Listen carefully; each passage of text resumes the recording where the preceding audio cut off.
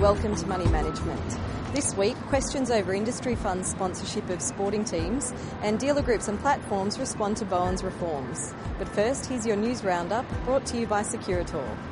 The Rudd government has responded to Ken Henry's blueprint for Australia's tax system, and while the proposed changes to superannuation were broadly welcomed by the financial services industry, many acknowledge the government's response to the review left much to be done. The proposed changes include gradually lifting the superannuation guarantee to 12% over the next decade, rebating contributions tax for people on incomes up to $37,000, and raising the SG age limit from 70 to 75 years from 2013, extending the time older workers can receive super payments from employers.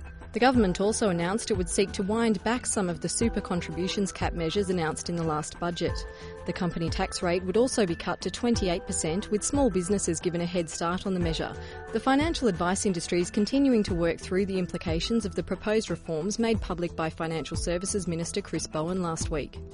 The industry broadly welcomed Bowen's proposed reforms, but there were some caveats. FPA Acting Chief Executive Dean Sanders said the association was concerned about the impact of some of the proposals on business models in the advice space. IFSA, led by John Brogden, supported the changes but urged the government to make all financial advice payments tax deductible. The AFA, represented by Richard Clippen, fought against a number of the measures announced. The AFA opposes the legislation of remuneration, the extension of ASIC's powers and the extension of the intra-fund advice regime, saying the latter would create an uneven playing field.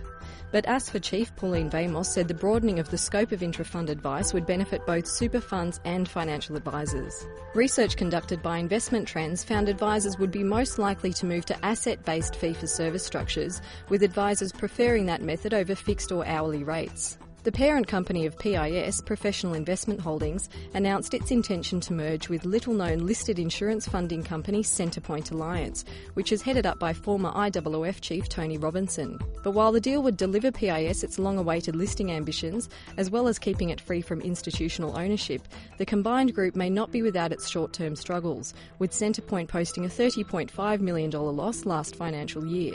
Meanwhile, an unnamed non-institutional buyer has made a bid for the Australian Financial Services Group, led by Peter Daly.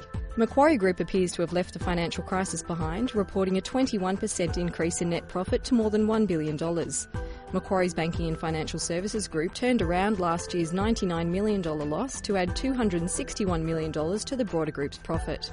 ANZ also recorded a strong lift in half-year profit, up 36% to more than $1.9 billion.